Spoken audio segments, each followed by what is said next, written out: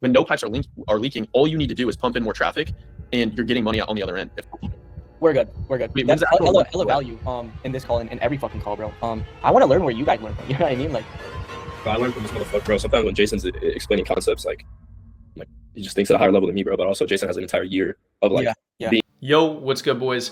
Welcome back to another video. Okay, I'll keep this intro short and sweet. In this video, what you're about to see is a recorded call that I did with one of my current consulting clients. He's an operator who has a client and a big launch coming up soon. So the topic of this video is basically how to scale coaching offers and info product offers or anything like that with data. Okay, so we go super into the weeds. There's so much fucking sauce in this video. I can't believe I'm putting this on YouTube for free. If you're a growth operator yourself or a coach trying to scale your offer, a consultant, you run any sort of info coaching business or you have clients that do, this is the video for you. Raw, unedited, pretty much just pure fucking sauce. And it's what I give someone who paid me money to actually learn this stuff, and I'm giving it to you guys for free. So anyways, hope you guys enjoy the video, and I will catch you guys in the next one. Before we get into anything else, the point of data, what data does, having data, is it allows you to identify bottlenecks, okay? So having data laid out, I'll show you an example of this in a second. Basically, like at any time and at any point in time, there's, especially if you're like an operator, you have multiple clients, you have whatever, you could do this within your own business, in your clients' businesses. There's like a fuckload of things that your attention could be on at any one point in time. So the question becomes like, how do you prioritize how do you figure out what to do? How do you prioritize what order to do things in? What's the most important? And what are actual needle pushing activities? Because if you don't understand this, the result is, you're going to be working on something that's completely pointless and just doesn't generate the business more money, which is actually what most people do. So a concept that I want to show you is bottleneck analysis. So let's just take a call funnel for an example. And actually, I was making a YouTube video about this. So I'm going to go grab a graphic from this. So bro, this is essentially what you could honestly say, this is what every single business is fundamentally. You can map out every business, Tesla, Amazon, info, e-commerce. This is what it is, like, at a fucking bare minimum, right? All we're doing is we're pumping in traffic to the front end, eyeballs, views, whatever you want to call it. They're going through a process. Each one of these pipes is equivalent to a statistic in the process, and you can literally map this out front to back based on like the customer journey and every step they take throughout the process, right? I can kind of imagine that in my head a little bit. Yeah, so the goal here is you have this system, right? And when it's flowing properly, when there's no pipes are leaking, you're putting in, we call it a scalable system, right? You're putting in traffic, money's coming out on the other end, and it's scalable, meaning everything's at a good point. This is where KPIs come into play and understanding industry standard KPIs. All that means, by the way, is just like, what's like the best stats in the industry? Not like best. You don't want to think about it like best stats. You just want them to be scalable. Okay. Once again, we're not trying to take close rates from 40% to 60%. That's what we would call unreasonable.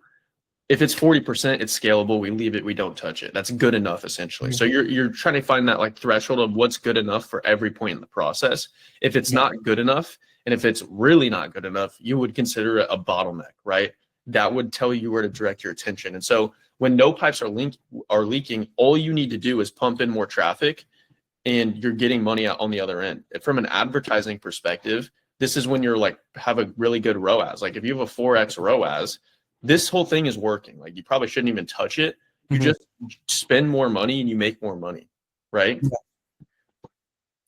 So how this correlates to like what you're actually doing is each pipe correlates to a stat in the process. So this is like essentially, a call funnel front to back. And within each of these stats, there are micro stats, what I would call, right? So macro stats are the first thing you should pay attention to. And then once you identify like the general direction of the bottleneck, you can dive into micro stats and figure out exactly within that stat what's going wrong, right?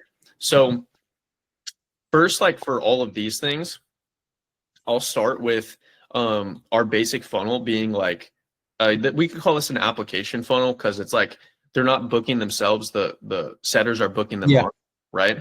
So it's like industry standard KPIs. Like if you were running an opt-in page, you'd want this to be minimum 30%. Once again, too, something to consider with all stats is what type of traffic is hitting your page. If this is cold traffic, just for the future when you run ads or anything like that, then obviously these KPIs might be a little bit lower. I'm not going to explain like cold traffic KPIs, but like for warm, I'm talking like for it would warm, probably be a little bit more warmer because they're coming exactly. off of like bottom of funnel YouTube content. From warm organic traffic in general, you can just consider that warm. These are good. So like 30 to 50% is what you should target for your opt-in rate. Your application rate, all this is the amount of unique landing page viewers. Well, actually, it would be the amount of applications that you get divided by the amount of people who view that page, right? The VSL page with the application under it. Yeah. You would want this to be around like 15 to 30%. Connection rate. So after someone applies, what would you call it? Like how often are they actually like replying to our automated text message or a setter reaching out, or how often are they picking up our phone calls? You would want this to be at least like probably 50 to 70% would be good.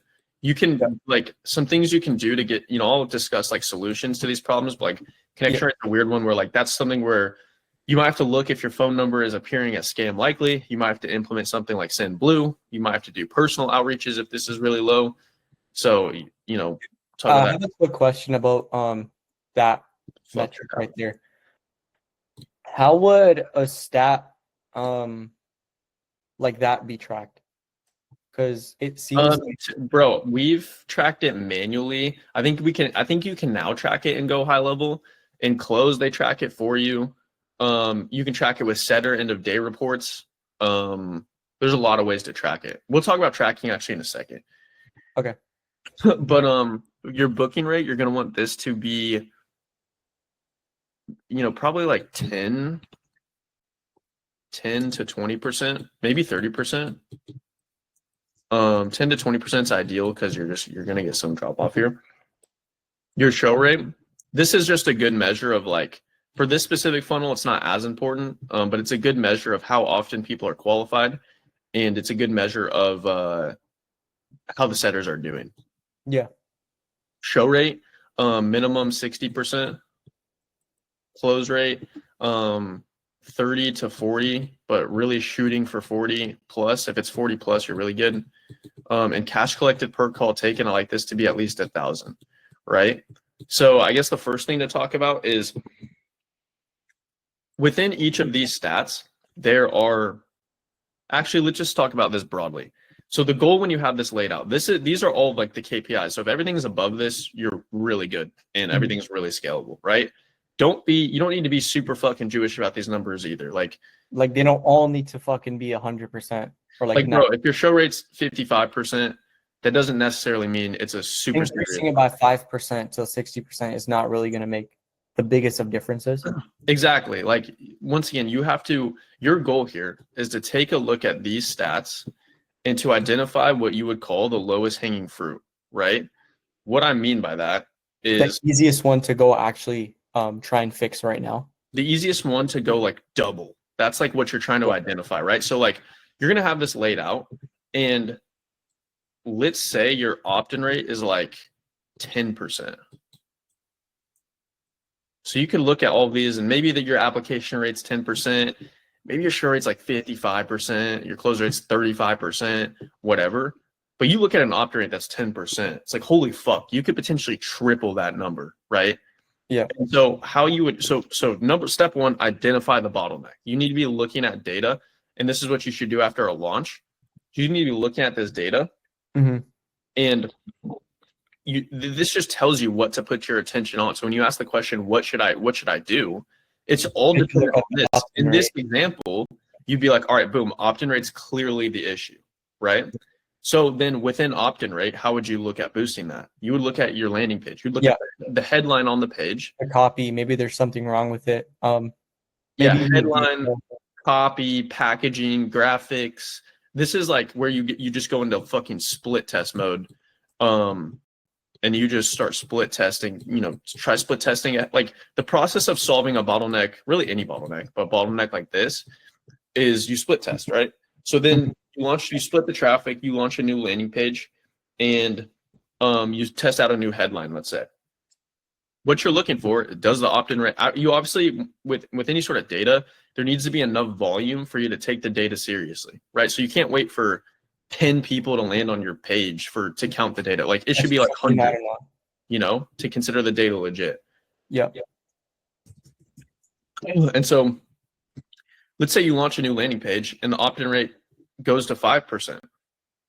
Then you just go back to the other landing page and that split test failed and you launch a new split test. Maybe you change just like the whole page, like just the design of it, and the headline. Yeah. Right? Mm-hmm. And so that's the game. And then your goal is to get to slowly but surely by split testing. Maybe then you test like your 5th page and your opt-in rate gets finally to like 20%. And now you're on the right track, right? So also what you want to pay attention to when you're doing these things is these stats are heavily influenced by something that you cannot see, which is messaging and just the type of traffic that's coming through the page, right?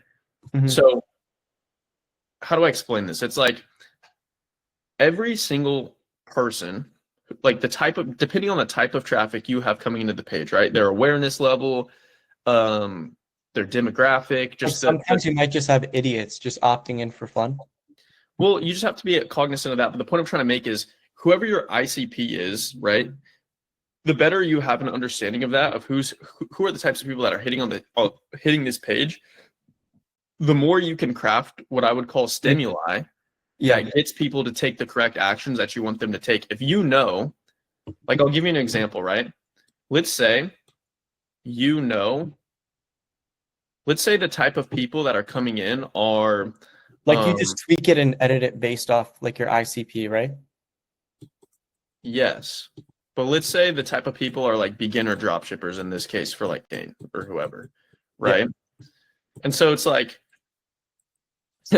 this is actually gonna be a great example. It's like you're trying to find things that resonate with them. So what would work best for like a head or like for a headline, like for this person, if you want to get them to opt in, is like a very like transformational headline, because they don't really know shit about dropshipping. They're not that aware, but they just know they want the result. They want to be a fucking successful light-skinned mogger like Kane. I don't know what the fuck they want. In Prez's instance, they want to be rich. They want a Lambo. And dropshipping simply a vehicle that could get them there, right? So like a headline that would probably crush is how I went from your average.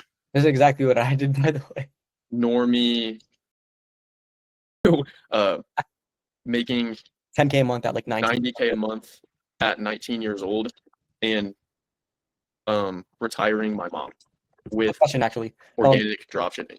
Like, yeah, this would probably go ahead. Ask your question. I was gonna say this. I'm pretty sure I told you about this in one of our other calls, but this sounds like more of a like a free training kind of header.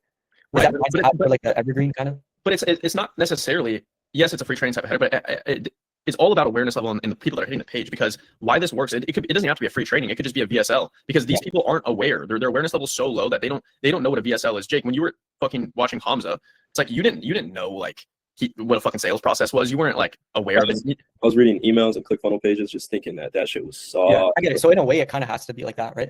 Because you're now like introduced. I'm just saying it's not like, is this a free training or not? Does this headline work for free training or not? This could just be a typical VSL. That's just a VSL. Yeah. But this is the framing that works because they're beginners, right? Versus, if you want to, what would probably not work for a demographic like this is the Meta Andromeda ads strategy that took me from like that I use to to condition my pixel to receive a 7.8x ROAS.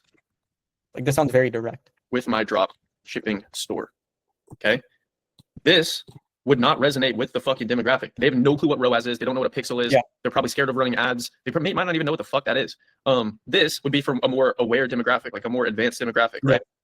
This would be like more in-market demographic, and people who are already dropshipping and understand this lingo, and people who are running ads specifically with dropshipping, and shit like that. Does that make sense? Yeah, like it's more direct, like it's speaking directly to the actual ICP compared to like the other one. It's more general for No. beginners. Both are speaking directly to the ICP. They're just different ICPs. Yeah. You understand? Mhm. So that's the whole point, is to speak directly to meet them where they are. That's a good way to think about it. Yeah. So, yeah. So anyway, that's kind of like how you would go about. Number one is you need to learn how to identify bottlenecks. That shows you where to put your attention, how you solve them. It's typically split testing. Like for each one of these problems, there's a set number of solutions that you can implement, right? And like I'm not going to go through each one because that would just take too long. But yeah, and at every point you want to be thinking like, who's the type of person that's actually, most people are just like mindlessly copying landing page headlines and they don't even know like why they work. Yeah, they're not finding like what actually works for them. Like they're just taking bits and pieces from other people in their space or like in the same niche as their creator and just putting it together and then hoping it works. Same thing with like a VSL. It's like this whole concept would apply. Like if you're VSL, if this is your ICP beginners and your VSL is talking about shit like this, you're just gonna confuse them. Completely two different. Yeah. You're just not talking to the right person. So that's a really good way to think about like bottleneck analysis. Now, there is, how do I say this? There's another set of data that is, how would you say, like unquantifiable. You probably could quantify it with like, basically what I'm trying to say is there's another set of data that, like, let's say me and Jake launch an offer and I talk to Jake after the first 2 weeks of the offer. And this kind of goes to like understanding your ICP. Let's say I talk to Jake after the first 2 weeks of the offer and there's not a stat that's necessarily crazy, but Jake tells me that the leads are coming in super uneducated, right? Probably would be a stat. Like your close rate would probably be lower, to be honest. Yeah. But like, this is like a more complex problem. Like the way you would figure this out is like talking to your sales team, reviewing. Yeah. Like you would ask them like, yo, what's the quality of the leads? Like, reviewing sales calls. Yeah. Yeah, the question like I always ask my sales reps is like, I'm not coming at you when I ask this, but what's right now, why are we not making more money? You ask like a direct question like that, like why are we? And maybe they would reply like, yo, these guys just seem like they don't know what they're getting themselves into, or like, yo, some of these guys are just ready to go, or like, I get it. Right. Yeah. And so it's like, especially like, bro, like let's say I'm launching like ads, right? It's like, I can't necessarily tell, like maybe you have problems that are off within here, but like, it's not as simple as changing a headline. I have to go get feedback and things like that. And maybe like I have to change the complete messaging of the ads that are like bringing people into the funnel, For organic, you don't really have to do that. Like generally the creator's been posting content, they sort of just attract who they attract. And they've been doing it for a while. You can't tell them to go post different types of videos. It'd be redundant. It would take too long. Yeah. But it's just something to be aware of. You asked me, what do you do after the launch? Well, you look at the data. You could just map it out in a mirror like this, right? And you identify the biggest bottleneck. Like, what's the biggest reason you're not, what's the one thing you could fix that would immediately make you more money? And once you identify the bottleneck, you go implement the solutions, and to solve it. It's really like kind of like that simple. Yeah. So just a couple questions. First one, we launch. Say we launch, right? First day, wake up. What do? Hop on a call with my sales team after this. Am I looking at this? Am I looking at the stats and data right away? Yeah, me and Jake like host meetings every day where we're going over the sales stats from yesterday. What went wrong? What went right? What was our show rate? Why did people no show? What's the issue? What are the types of people that are getting on calls? So like that's like a best, like you should just meet. You'll have a sales huddle every day. Yeah, it's like in the morning kind of. Yeah, every day, like you want to have like a sales huddle every day, pretty much not before people like start dialing because they can dial as early as they want, but somewhere early in the day where it's like 1, feedback, 2, a little bit of coaching, and then 3, just like motivation for the day, just to get everybody on the same page. But yeah, every single day. And then also too, it's like, once again, like not everything is as straightforward as an opt-in rate being low. And also like as your skill set grows and you just do this longer, you'll be able to identify these things yourself. You'll know all the solutions to implement. Like once you'll know show rate best practice. I wanted to like be tested on this too. Like if you just wanted to ask me like what, like obviously I don't know it right now, but if you just want to quiz me real quick on the fly and be like, yo, what do you think you would change if this stat or this piece of data was like below industry standard? What do you think you would do? Yeah. I'll give you a tricky one because this is actually what I was going to say next. Okay. What would you change here? Or like how do you make this offer more money? Looking at the data, the quickest one that we could tackle right now, or to be honest, like I think it looks good. Okay. There's still a solution that you could implement to make this offer more money. Does it have to do with something about the data, like about the numbers? I mean, yeah, you make the decision by looking at this data. Okay. Maybe the booking rate, because from what we know, the KPI is 60%, right? No. No. It's like 10 to 20%. You fucking cracked. I was gonna say. Okay, no, because I remember seeing 60% on one of them. I think that was a show rate, a 60% show rate. Yeah, so it's above industry standards. 70% is fine. The application rate is 20%. So if you look at these stats and you think everything looks very healthy, what would be like the solution that you should implement? Almost a little bit too healthy. I mean, I'd look at like the leads maybe. I don't know, like it looks good. Yeah. Raise the price. Yeah. Because the cash collected per call is 2,000. Yeah, this is like Way more. ridiculous. Close rate, 50% close rate. Yeah, Yeah. bro, raise the price. What, it's like 2K right now. Raise it to like 3K. No, cash collected per call taken means for every, it's like a blended stat of close rate and AOV. So for every call that is actually taken, right? So it's like not including show rate. For every call that's actually taken, on average, how much cash are you collecting, right? So that's a mix of how often are you It's closing? not just piffs. It's just How often are you closing people, and how much cash much are the paying. closer getting out of each person? each call. Yeah, I get it. Yeah. So in this instance, I actually didn't see that, but yeah, raise the price. Yeah. So raise the price. Like this is just a good sign that the demographic can afford it. Everything's looking good. Yada yada. It's just a good indicator to raise the price, and you'll probably make more money. You might raise the price, and the close rate might stay the same. Sorry, go ahead. So you might raise the price, and the close rate might dead ass stay the same. You don't know. Yeah, and at that point, would you raise the price again? You just raise it until you see a dip. To a degree, the goal is just always to make the most money. So you can like math it out. Try to see if I can show you this. But like, let's say this is at a 4K price point with these stats, right? That means, let's say the only variable that is affected is, we don't even need to look at this. Let's just say close rate, and we'll just make this AOV. So let's say the let's actually just let's just assume everybody's closing for 4K. Okay, like it's just simple math. So it's like if 100, well, we can just do 10. Well, I think 10. We'll get the math across. If 10 people close at 4K, or sorry, excuse me, 20 calls get taken, 10 close at 4K, you make 40K. Mhm. Okay. So now let's say you up the price to 6.8K. Okay. Let me do some math. To make the same amount of money, 40K divided by 6.8, you need to close 5.9 people. Could round that up to 6. Okay. So this means that you could you have the same amount of calls taken, and your close rate. To close like Well, let's just make this let's make this 6, make it easier. Your close rate could drop to 30%. This is a 30% close rate. 20 people get booked and 6, or 20 people show up and 6 close. That's a 30% close rate. You're making the same amount of money. Yeah. So it's not bad. if you raise the price to 6.8 and your close rate drops to 20%, maybe you did it too. You raised it too high, right? Probably wouldn't happen. Like the idea is that this is most likely going to drop to something like, it might not even drop. That's the best part about raising the price. Yeah, you don't. But this will probably drop to something like, say, 40%, which 20 times 0.4 would be 8 closes, right? And the idea is that you're going to make 54K now instead. 54,400. That looks retarded, but that's the idea. Is that like, that's when you raise the price and you're trying to check if it's like worth it. The math should work out to where you're making more money. Yeah, but the goal is you always want to keep it above or at the KPI, right? Without like dipping under. I think like just for close rate, like what's healthy is between 30 and 40%. Yeah. So like let's just say like you raise the price and it went like you did the math and it went a lot below that, you would know not to raise it to that price. Yeah, you might have to lower the price. Yeah. I would first, like, if you raise the price and I mean, maybe you have some initial problems, like I would really try to keep the price, challenge your sales team to get better, figure out what you could add to the offer to make it better, to give people more conviction. Just look at figure out what you need to do to justify the price. Okay. But worst comes to worst, it's like out of the demographics really like range of investment. But like anyways, worst comes to worst, you can lower it a little bit. Maybe the correct number is like 5.8. But if you have a 50% close, like if you have these stats, you'll probably raise the price and like just barely see a drop in close rate. And to know how much you raise the price by, it's math again, right? No, typically just eyeball it. You just eyeball maybe like 1,000. Yeah, you literally just test it out. So if like, and that's like a feedback thing. Like if I were to talk to Jake, he's like, dude, these guys are green as fuck. Our PIF rate's crazy. Yada yada. I'd be like, okay, maybe we bump this up.